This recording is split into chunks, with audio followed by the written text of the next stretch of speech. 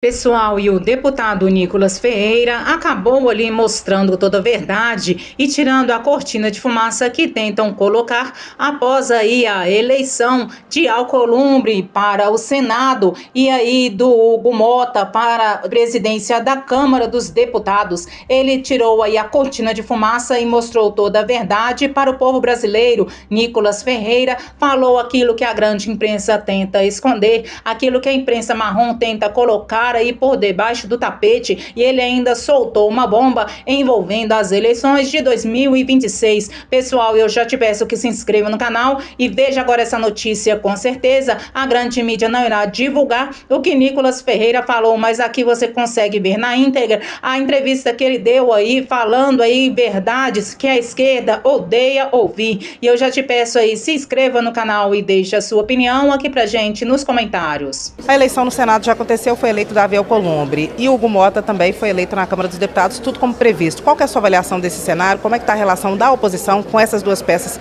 importantes? Olha, naturalmente eu votaria no Marcel Van Hatten, um amigo, uma pessoa que tem defendido causas seríssimas aqui no Brasil, porém, acreditando no acordo que o Bolsonaro fez juntamente com o Hugo Mota, que é do Republicanos, e confesso que não sei todos os trâmites desse acordo, eu espero que seja de fato aí o melhor para o Brasil, visto que algumas pautas como anistia, como defesa das prerrogativas dos deputados, espero que seja no bolo dessa negociação, para que a gente de fato consiga avançar aqui na casa a respeito desses temas.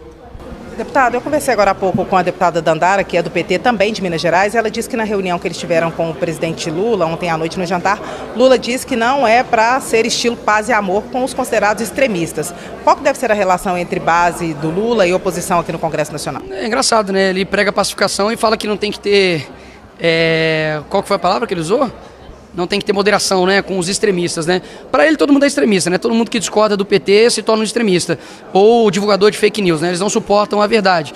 Eu não tenho problema nenhum. Eu nunca fugi de debate, nunca fugi de atrito. Pelo contrário, quanto mais torcida contra, acredito que a gente joga melhor. E até mesmo porque a verdade ela prevalece sempre. No caso, por exemplo, aí do vídeo do Pix, que ultrapassou as barreiras aí de Estado, de nação, de 325 milhões de visualizações, mostrou bem claro que as pessoas estão insatisfeitas. Um dia depois, né, no 16 de janeiro, mostrou uma queda gigantesca da aprovação do Lula, porque as pessoas estão atentas, as pessoas não estão mais caindo nessa enganação que é prometer picanha e nunca entregar, que é prometer isenção de imposto de renda e também nunca entregar, falar que vai ter sigilo e depois não vai ter, pro Bolsonaro tirou o dele, mas colocou no Lula, ou seja, é uma incoerência muito grande e as pessoas estão atentas a isso. O senhor acredita que vão conseguir levar adiante o projeto da anistia para aqueles do 8 de janeiro ou não? Como é que vai ser isso? Olha, eu espero que sim, tem que ter clima aqui na casa para isso, não dá somente para pautar e perder. Eu vejo que quando as pessoas sensibilizarem com as histórias, com o que está acontecendo, elas vão entender que não se trata de passar pano na cabeça de criminoso, até mesmo porque eu nunca vou fazer isso.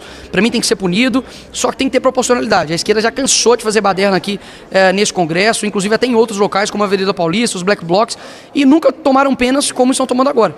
A gente está vendo aqui no Brasil traficantes serem soltos, estamos vendo aí políticos, né, que estavam presos e não tem ninguém agora mais preso, como por exemplo o pessoal da Lava Jato, que desviou bilhões de estatais, e a gente percebe claramente de que essas pessoas estão tomando essa pena desproporcional, coisa que nem estuprador, que homicida toma no Brasil. Por quê? Porque eles estavam de verde e amarelo e obviamente são da direita. É lamentável a atitude de todos eles, um dia triste para o Brasil de 8 de janeiro, mas que a justiça seja feita no caso de cada um deles. O senhor falou do vídeo do Pix, logo depois o deputado federal mineiro Eros Biondini apresentou uma proposta de emenda à Constituição que reduz a idade mínima para disputar a presidência da República, colocaria o senhor em condições de disputar em 2026, por exemplo. O senhor acha que essa PEC vai pegar ou não vai pegar? E se pegasse, o senhor teria disposição de disputar já nessa próxima eleição ou não? Não disputa a presidência da República.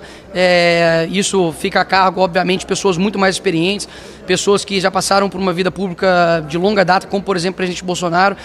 O que, de fato, me atrai nessa proposta é para o Senado, que reduz para 30 anos. Vejo que o Senado está sendo, infelizmente, um fiel da balança leve com relação aos atritos que o STF tem gerado no nosso país, um desbalanço da democracia. O ministro Alexandre de Moraes tem cometido crimes, não somente reconhecidos nacionalmente, mas internacionalmente, e a gente sabe que o Senado é o competente para poder julgar o ministro do STF em caso, por exemplo, de impeachment. Então seria, para mim, um prazer gigantesco poder trabalhar aqui dentro para pautar e para poder votar o impeachment do ministro Alexandre de Moraes. Para mim seria uma satisfação muito além pessoal, seria uma satisfação da população brasileira representada na minha pessoa e da oposição aqui nessa casa. O senhor acha que essa PEC vai ter assinaturas suficientes para ser apresentada e depois vai ter votos aqui no Senado, já que a casa é só de políticos mais velhos, normalmente? Não, essa proposta não foi apresentada não somente pelo Eros Biondini, já foi apresentada há muito tempo atrás por outros parlamentares, inclusive de esquerda. Eu vejo que para ser governador de um estado você precisa de 30 anos. E você não pode, com 30 anos, estar aqui no Senado representando o seu estado. Então eu acho, assim, no mínimo incoerente no sentido legislativo e político.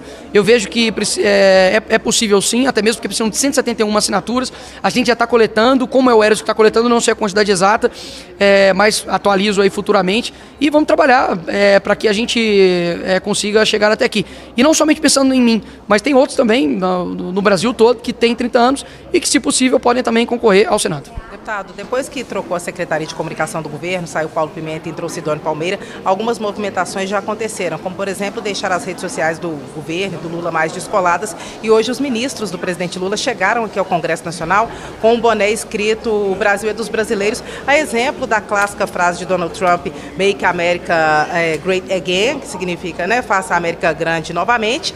E o senhor acha o que dessa história, de estratégias similares às da direita? Olha, eu dei um seja bem-vindo ao Sidônio. No dia que ele assumiu, estava aí com o meu vídeo de mais de 325 milhões de visualizações. Passei, inclusive, o Lula no Instagram de quantidade de seguidores. Não é de seguidor por seguidor, não estou aqui me exaltando, mas mostrando que a população brasileira segue mais um deputado federal do que o presidente da República do seu país. Isso é, no mínimo, um sinal.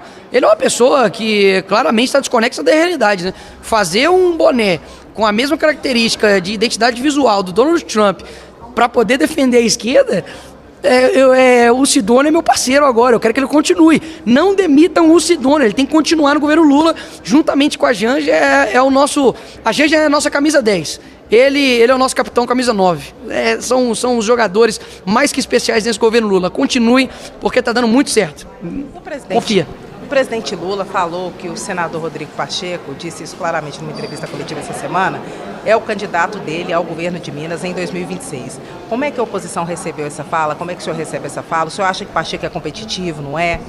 Eu acho que quem tem que receber essa notícia é o Pacheco. Ele diz que é um sonho antigo, é um sonho de todo político, enfim, de governar o seu estado.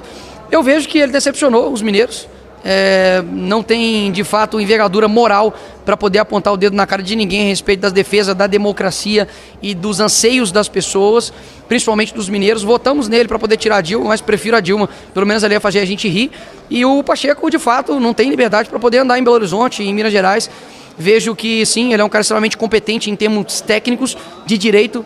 Isso aí é inegável, não vou ser cego, injusto de reconhecer isso.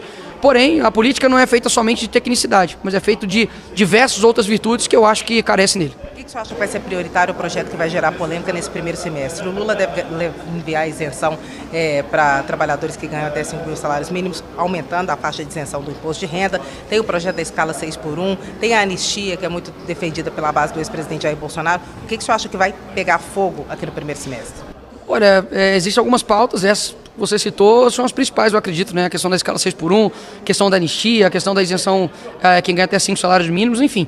São pautas que eu acredito que a gente tem que pensar aí no Brasil, não tem que pensar o que vai ser bom para os deputados, o que vai ser bom para essa casa, não. A gente tem que pensar no que é bom para o Brasil e, infelizmente, a palavra que eu menos escuto aqui nessa casa aqui é Brasil.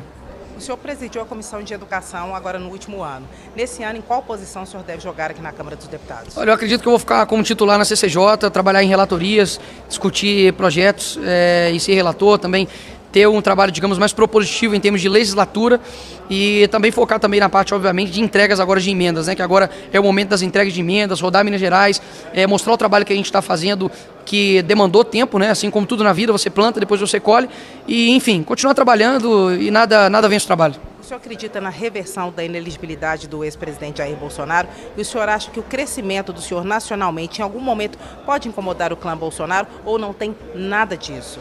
Olha, com relação à elegibilidade do Bolsonaro, acredito que é possível. O Bolsonaro não está podendo ser elegível por quê? Porque ele foi achado dinheiro na cueca dele, porque ele, enfim, fez mensalão, ele desviou emenda parlamentar, não. Porque ele fez uma reunião com o embaixador.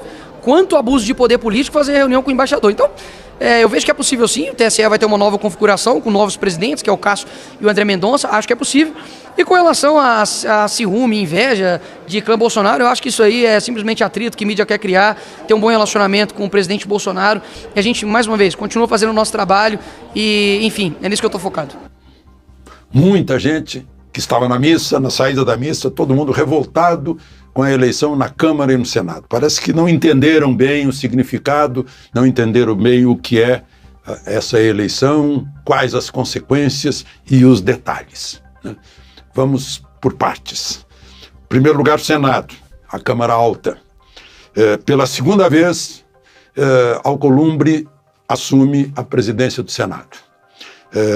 Ele foi reeleito pelo Amapá. Tem um amigo meu, paulista, que não aceita. Ele diz que Alcolumbre teve só 200 mil votos ao ser eleito senador no Amapá e que o astronauta, que teve só 4 votos, teve 10 milhões, quase 11 milhões de votos dos eleitores paulistas. O fato é que ele está se referindo à eleição, digamos, primária.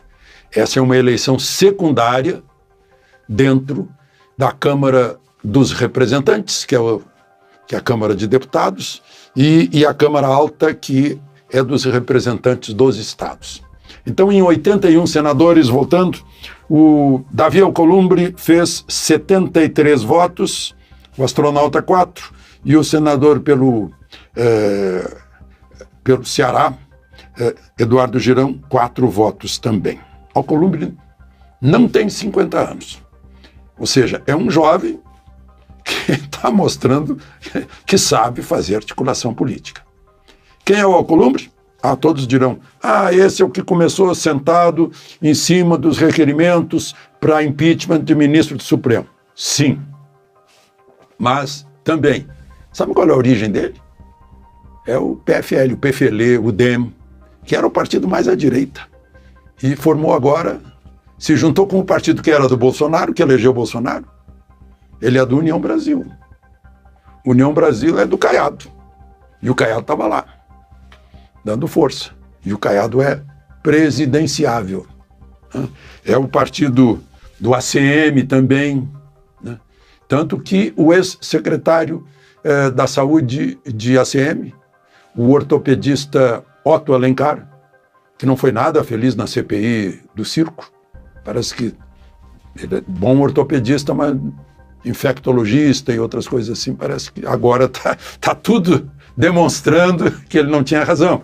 Mas ele vai para a comissão principal, que é a Comissão de Constituição e Justiça. União Brasil. Né? Vejam só, União Brasil não, PSD de Kassab, Comissão de Constituição e Justiça. Mesmo Kassab que trabalha com Tarcísio, lá em São Paulo, é secretário de Tarcísio e presidente do PSD. Então, bom, só um pequeno panorama. Câmara, 513 deputados. O médico Hugo Mota, 444 votos. Van Hatten, 31, e o pastor, 21 votos. Hugo Mota é do Republicanos de Tarcísio, que também é um presidenciável, em cujo governo está Kassab. Aí me disseram hoje, mas quem é esse rapaz? Olha, esse rapaz entrou com 21 anos, ele está com 36 agora, ele tem 15 anos de prática legislativa lá na Câmara Federal. Isso dá 15 anos. Quem está no 15º ano de estudo já está no doutorado, né? Hugo Mota entrou com 21 anos, a idade mínima para ser deputado. É o mais votado da Paraíba. Ele já está na metade do seu 4º mandato. Né? Vocês sabem que ele não aparece na mídia, não fica dando entrevista, mas é um tremendo articulador porque convenceu 444 deputados, fora os 13 que não compareceram para votar. Ele é ligado ao Eduardo Cunha, ao Rodrigo Maia, ao Arthur Lira. Ele presidiu a CPI da Petrobras, que abriu caminho para o impeachment de Dilma, votou a favor do impeachment de Dilma, né? É o mais jovem presidente da Câmara até agora. Bom, e agora? Por que Bolsonaro apoiou os dois? Gente, o PL de Bolsonaro pegou as duas vice-presidências da Câmara e do Senado. Lá no Senado, a segunda vice-presidência ficou com o PT. Mas o resto da mesa, primeira, segunda, terceira, quarta secretaria, nada. Quem vai ser o vice-presidente?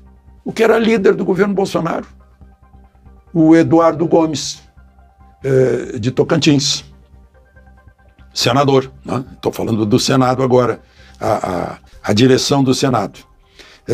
Lá na Câmara, a vice-presidência vai ficar com o deputado Altineu Cortes, que é do PL também, tal como o Eduardo Gomes, PL do Rio de Janeiro. Então, são substitutos imediatos dos presidentes da Câmara e do Senado. Número 2, na Câmara e no Senado, PL. Sendo que a presidência dos dois está entre Republicanos e União Brasil. O PT lá na Câmara está com a primeira secretaria. E só. Aí parece que foi uma vitória do centro-direita essa eleição. Lá na Câmara, vamos ver. Bom, outra coisa do Senado, importante. Comissão de Direitos Humanos, Damares Alves, senadora pelo Distrito Federal. E a pessoa certa no lugar certo. Damares tem uma ação beneficente para meninas abandonadas que é incrível. Só que ela não fica contando para todo mundo, né? Flávio Bolsonaro, Comissão de Segurança Pública. Gente, segurança pública hoje é o maior problema deste país. Está chegando aí a inflação para empatar, né? Tem um problema institucional, que é a falta de respeito à Constituição, mas segurança pública é um dos grandes problemas desse país. Está com o Flávio Bolsonaro. E lembram do Marcos Rogério, senador do PL lá de Rondônia? Rondônia, Pois ele está com a Comissão de Infraestrutura. No Senado são todas as obras. Claro que a Comissão de Abertura tem que passar por ela para poder entrar. Está com o Otto Alencar, que é do PSD de Kassab. Vocês já perceberam que Lula deve estar preocupadíssimo, ou já não está mais ligando para nada. O que disseram os dois? Alcolumbre focou na preocupação com as emendas dos parlamentares. Ele falou no dinheiro que tem que chegar aos municípios. Uma preocupação bem fisiológica, que dá voto, né? E falou em respeito à agenda do Executivo. Não tem que atrapalhar a agenda do Executivo, mas tem que fazer a crítica, óbvio. Ele acho que tomou cuidado de não tocar na Constituição, que está sendo desrespeitada. Já Hugo Mota, não. Hugo Mota brandiu a Constituição, como fez o doutor Ulisses, cuja eleição hoje está sendo comemorada, né? 1987 ele foi eleito presidente da Constituinte num 2 de fevereiro. Brandiu a Constituição falando nas prerrogativas dos parlamentares e na imunidade dos parlamentares, embora, a despeito de ele ter votado a favor da prisão de Daniel Silveira, contrariando o que está escrito aqui no artigo 53 da Constituição. Os deputados e senadores são invioláveis, civil e penalmente, por quaisquer de suas opiniões, palavras e votos. Então, resta, nessa conversa de hoje, sobre essa eleição secundária, que é muito importante, porque o principal poder é o poder legislativo, e é o poder político. O Supremo não é o poder político, ao contrário do que diz o presidente do Supremo. O Supremo é o poder judiciário.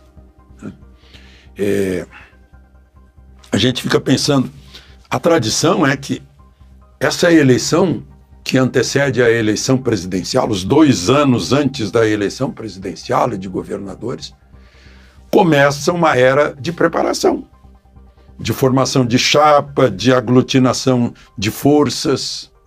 E como disse Gilberto Kassab, a gente está vendo agora, nessa eleição de agora, deste 1º de fevereiro, que o PT já não é protagonista, como pretendia.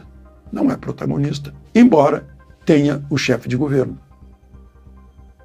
As forças todas são reflexo da última eleição, que elegeu deputados, e vai haver uma próxima que vai eleger 2/3 do Senado.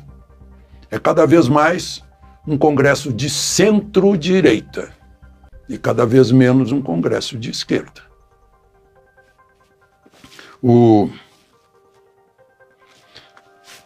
E isso que o TCU, Tribunal de Contas da União, ainda não se manifestou sobre a pedalada descoberta dos 6 bilhões do pé de meia. Eu tenho a impressão que ainda está correndo prazo para o governo se defender. Não sei se a AGU parece que já se defendeu, ainda que já tenha se defendido o governo. A gente aguarda pronunciamento, a gente que eu digo, a população que está acompanhando, que já tem 110 assinaturas de pedido de impeachment, tem uma comissão, um grupo grande lá que já se dirigiu ao TCU dizendo que apoia a investigação até o fim, para saber o que foi que houve afinal. Ainda tem mais essa. Fora os outros problemas que estão pressionando o governo via vida cada vez mais cara. Pessoal, a esquerda não cansa de passar vergonha e esse vídeo não pode ser esquecido. Por isso eu já te peço que nos ajude a compartilhar esse vídeo, se inscreva agora mesmo no canal e deixe a sua opinião aqui pra gente nos comentários.